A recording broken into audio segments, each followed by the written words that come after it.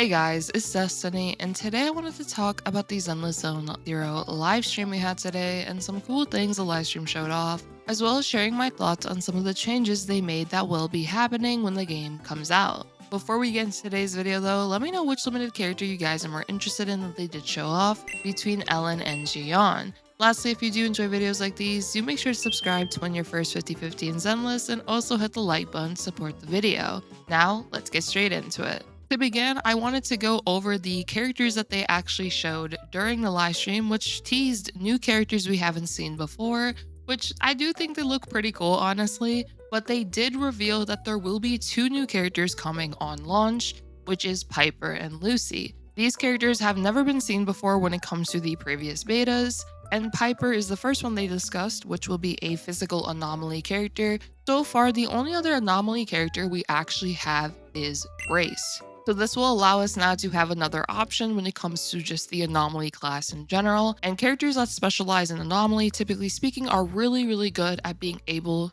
to trigger the attribute anomaly of their typing. Grace is really good with the electric typing for being able to trigger shocks. So I'm pretty sure that Piper will be really good at being able to trigger the physical attribute anomaly. We just have to wait and see on how her kit fully functions. They did show some gameplay though, which is really cool. And I do think Piper will more than likely be pretty good to pair alongside other physical characters. So far, the other physical characters we have would be Nekomata, Billy, and Korin. But funnily enough, all of them are actually the same classification for their attack types. They are all literally attack type characters. So now that we have another physical character that is instead the anomaly role rather than an attack role, this will be pretty good, I think, just for in general team building, especially with those physical characters. Once again, we'll just have to wait and see, and I cannot wait to test out Piper alongside other characters that maybe are even outside of the physical element as well. As for the secondary character, we have Lucy, and Lucy is a fire support character, which I think is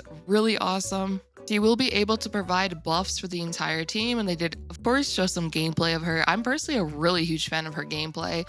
I think those little boars alongside her are just super cute, and I love the fact that she also has a bat. I do think, though, her being a fire support character is really good since now we have another supportive character with a different element. The only other support characters would be Nicole, Rina, and Sokaku, so now we are going to have a fire element support. Nicole is an ether attribute support, while Rina is electric and Sokaku is ice. So now we just have more versatility with our supportive characters. I do think though, in the case of Lucy, she more than likely will pair very nicely with the fire characters, especially if she is able to provide some sort of buff that fire characters would of course appreciate, depending on how they decide to go about the core passives. One core passive I've noticed in particular that seems to stay pretty consistent is that if you have two characters of the same element on the team, they will be able to provide themselves that core passive benefit. So let's say Soldier 11 will benefit from another fire character on the team. You could have Lucy as your fire support to support Soldier 11. But the fact that she is able to buff all allies more than likely will entail that she's actually just going to be a pretty good support when it comes to using her on other comps, depending on what this buff actually is. If it's more specialized for fire characters, it might end up just being like a fire damage buff. But if it's more like an attack buff for the entire team, then that can make her a pretty universal character in a sense to just have on your team comps. We'll have to wait and see with that. I do think these two characters will definitely have potential when it comes to team building, depending on what they fully do with their kits. I would love to know though if you guys are excited for these two characters and think they look pretty cool, or if you're not the biggest fan of them. Personally, I just really like Lucy. I just love the bat, so that's my thoughts on that. Also, it did show in the live stream, if you complete relevant events, you will be able to obtain rewards such as A-rank agents, A-rank W engines, and so on. Lucy is actually in this image, so we more than likely will be actually able to acquire her for an event, which will actually make her a free character. So that's definitely pretty exciting as well. The next thing I wanted to talk about though is the Bang Boo banner had a major change from the closed beta 3. In the closed beta 3, the Bang Boo banner, if I'm not mistaken, also had the rate of a 75-25 similar to the W engine banner. The 75 refers to your chance of getting the Bang Boo on the banner, while the 25 means that you would end up getting a different S rank Bang Boo. In the live stream, they mentioned that players didn't really feel satisfied with this, which I personally was not the biggest fan of the Bang Boo banner having the 75-25. So what they ended up doing is they actually made it so now the Bang Boo banner is guaranteed on who is on the banner, you can even pick the S rank Bangbu you want to pull for now. Why this is really good is because now you can specifically pick the one you really want. So when the game does come out,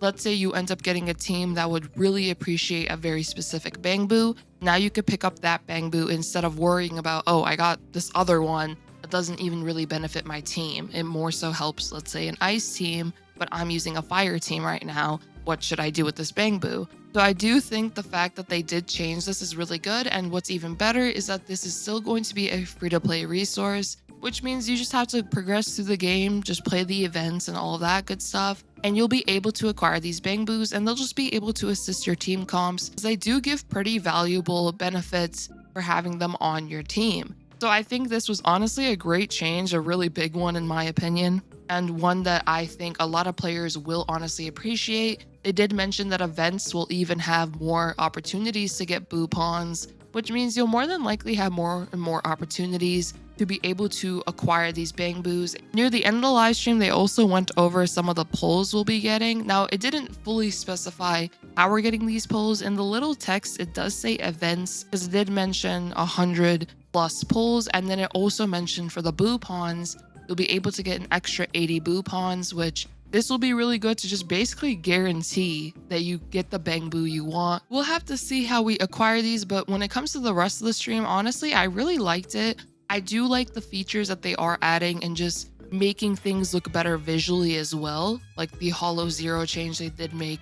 They did make a little section where you can basically walk around, which I think is pretty cool. And it definitely does also give me that Persona vibe, because they did mention that you working on your relationships with these characters in the overworld can also affect things that happen in modes like Hollow Zero, for example, which they showed the example with Ambi. So I do think it's cool that what you do in the hub world can affect what happens in example for Hollow Zero. But overall, I think the rest of the live stream was pretty cool. I honestly liked it. If you guys do want to check it out, make sure to go to, of course, Zenless's official channel so you can see the whole thing. But I mainly wanted to talk about that Bangbu banner change, which I think is really crucial and definitely a major benefit for all of us players. And then also when it comes to just, those 2 new characters revealed and having more versatility now with the characters we do have available. So let me know if you guys are excited for the release of Zenless. I just wanted to make this quick video just sharing my thoughts from what I did get to see from the live stream.